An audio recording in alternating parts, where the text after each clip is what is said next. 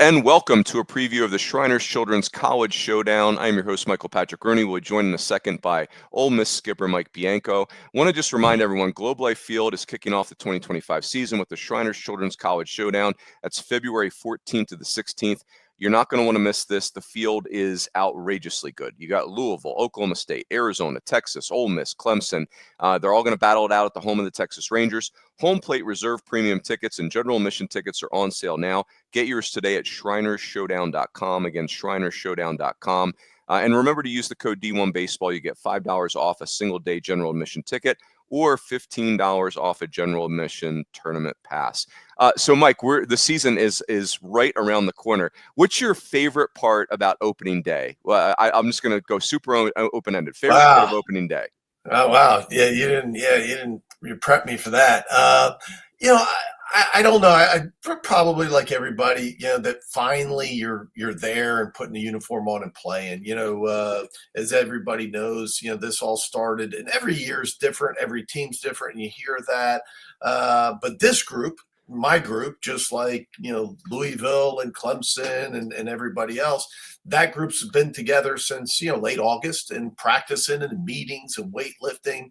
And so to finally put the uniform on and play somebody besides yourself, and it counts, right? Because now we even have fall games, I think is a pretty cool thing. And I think that's one of the challenges as a coach is, I said it to my team last night, I know we're excited that we're, less than 2 weeks away, but we got 2 weeks of practice and, let's not get there yet. It's going to be here before you know it. We need to stay and, be where our feet are, but I think when you get to that day and the national anthem and you're, taking in and out and the, pregame BP, it's pretty cool. That's awesome. Hey, So I don't want to steer the jury here, but my question's going to be like, why would you pick this tournament to open the season? I've heard people say it's like playing in a regional. I kind of corrected them, like, yeah, I've never seen a regional with all one seeds, right? Like this is a different kind of regional. But well, from your perspective, what's the attraction of this tournament?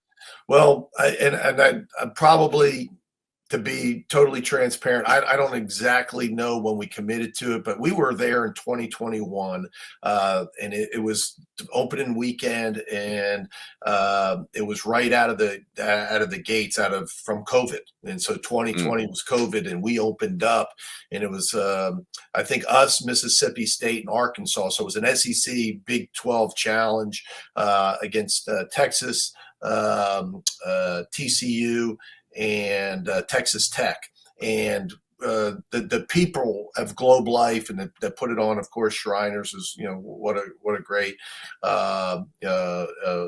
charity that supports this, that actually I think brings a lot of notoriety to their hospital and all the great things that they do. So all of those things. But the truth of the matter is, I think we committed so many years ago. As you get closer to it, you go, why would I commit to doing something like this, first weekend? But it's awesome. The people treat you so well, the Globe Life people and the people to put on the tournament. Obviously, it's great competition, and it's like it's like a preseason College World Series type of event. That's awesome. Hey, let's talk about your 2025 Rebs, Mike. So, I think the headliner for you, like you said a second ago, right? Every team's different. Every team's got its own kind of like headline. And to me, for you, it's those four senior pitchers. Like those start with Hunter Elliott and Riley Maddox and Mason Nichols and Connor Spencer. I mean, man, to have four senior pitchers like that have all had success. And Hunter Elliott I guess we would start with him because without him, I don't know that you guys win the 2022 national championship. But he's, because arm injuries, the timing of an arm injury can, really dictate a lot of different things. How exciting is it for you all to have Hunter Elliott back and with some distance away from the injury? So a lot of questions built into one, the Mike Rooney way. So first, you're right. I think what makes this team different for us is those older pitchers. And I think, as I think back, I don't remember having this much experience, top end, guys that you think that are going to pitch on the weekend for you, that have had success. Not only that, guys that that return, but guys that have had success. In our league, we haven't been like that since 2021 when we returned to Casey and Hoagland, on the weekend. And so it's so important. We all know that pitching drives, the ship, and to have guys that have had success at the front end of your rotation is huge. Hunter, as you said, we don't win the national championship without Hunter as a freshman, and he's a lot different now. It's been a couple of years, right, since 2022, an arm injury, Tommy John surgery, and because of when he had the surgery and the injury, he actually missed 2 seasons. And so the negative is we lost him for 2 seasons. The positive is, he's 2 years, removed, from that surgery. So he is in that spot where, man, he's throwing the ball now better than he ever has, better than he did as a freshman. All his data points and all the analytics, look to the velocities better. He's picked up a slider from Coach Mangrum, and the changeup is as good as it's ever been. So he's ready to go. We're super excited, along with Riley Maddox. He's another guy that had Tommy John, and he's a couple years removed from that. Now, again, he got to pitch last year as our Friday night guy, so you return your Friday night guy and Riley Maddox, and then of course Mason Nichols. It was a 2-time USA invitee guy that pitched on that national championship. So not only are they old, not only have they had success, but those 3 guys have a national championship ring. So I think all of that matters. Love it. I'm not going to ask you about Will McCausland, Mike, but I do want to mention he's a Philly kid like I am. And Will, if you're hearing this, go Birds. St. Joe's transfer, an important piece for you guys. I do want to ask about a newcomer. I think it's unfair to put expectations on freshmen, but they're not all created equal either. And Owen Pano is a kid for you guys that, speaking of Yankees, it's a New Yorker from Poughkeepsie, New York. Who would have thunk it? But he's very high profile. What can you tell us about Owen Pano? What are we going to see from him in his freshman season?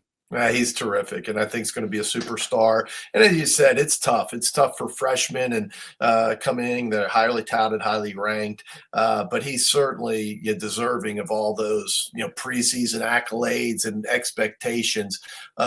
He's a physical shortstop. I think for our fans that remember Jacob Gonzalez, who was a first rounder a few years ago, played on that championship team in 22. I think similar qualities in that he's a physical offensive shortstop, but he can really defend as well. And I'm really proud of his work that he put in this fall, because I think he was a good defender when he got here. But one of the things that I've always thought, and I think you may agree, as a former coach, that I think some of the biggest improvements guys make their freshman years defensively. Because they swing so much, they have hitting coaches, they're always hitting, but especially a kid from New York. I mean, how many ground balls has that guy taken in his life compared to a kid in Florida?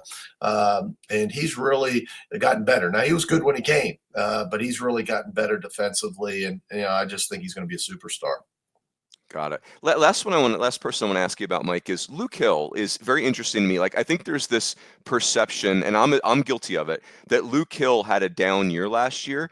And then you look at his stats, you're like, whoa, man, if that's a down year, sign me up for that, right? It's like 290 and more walks and strikeouts and double-digit steals, and gives you defensive he's got positional versatility. I saw a lot of him as a freshman at Arizona State, and it's like there's a confidence there that I think is hard to teach, and he just naturally used the middle of the field, and I think that's why he was successful as a freshman. But year 3 for Luke Hill, he's seen a lot of college baseball, more than most. He's played every day for 2 years. Tell us about Luke Hill and where he's at right now in his career. Well, I think you're spot on, Runes, and I think some of it, in fairness, is we had a tough year last year, and I think but Luke got off to a slow start. He led our team in hitting in Southeastern Conference play. So when you're playing the the best competition in the country week in and week out. He hit like 325 in SEC play, ended up hitting, like he said, mid 290s. And he's a versatile guy. He played shortstop for us last year. Look for him to probably either lock in at third base or second base, but we've even had him in the outfield, and it'll show you, what a selfless player he is. In his third year, he's willing to play anything to help us win. But you're right. I think it's a shame for him because last year was a good year. Was it a great year? No, I think he would be the first to admit that. And there's more in his tank, but for the last year and a half that he's been on campus, I don't know if he's not our best hitter through all of those teams last year, this year. There's so much he can do offensively, and he's become more physical. He stronger. When you just watch his BPs now, I mean, he's hitting balls out off the batter's eye and doing some different things that last year, he had, some pull side power. But now you see that I think that's going to be more of his game as well. So not only can he run, not only can he hit, not only does he have great, strike zone recognition, that I think the power piece is starting to come, which it does to most guys as they get older. Good stuff. Hey, Mike, really appreciate the time. Have fun in Arlington, and good luck to the Rebs this year. Thanks, Runes.